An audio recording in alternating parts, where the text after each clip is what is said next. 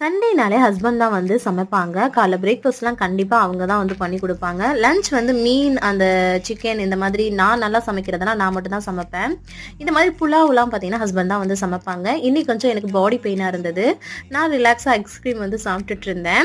Husband வந்து பார்த்தீங்கன்னா, காலிஃப்ளவரும், மீன் மேக்கரும் போட்டு பிளெயின் புலாவ் வந்து பண்ணிட்டு, அது கூட மீன் மேக்கரையும், சிக்கன் கபாபையும் சேர்த்து ஒரு கிரேவியும் பண்ணி சூப்பரா வந்து குடுத்தாங்க. இந்த மாதிரி ஐட்டம்ஸ்ல ஹஸ்பண்ட் வந்து சூப்பரா வந்து பண்ணுவாங்க.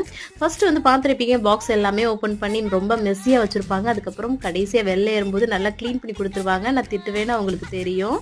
அதுக்கப்புறம் வந்து சிக்கன் கபாப் வந்து பார்த்திங்கன்னா, கல்யாணம் பண்ண புதுசில் நான் வந்து டெல்லிக்கு வரும்போது இந்த சிக்கன் கபாபை வந்து ஃபிஷ் ஃப்ரை நினச்சி சாப்பிட போனேன். சாப்பிடும்போது எனக்கு அந்த டேஸ்ட்டு வந்து பிடிக்கவே இல்லை. அதுக்கப்புறம் இப்பப்போ வந்து பிடிக்க ஆரம்பிச்சிடுச்சு.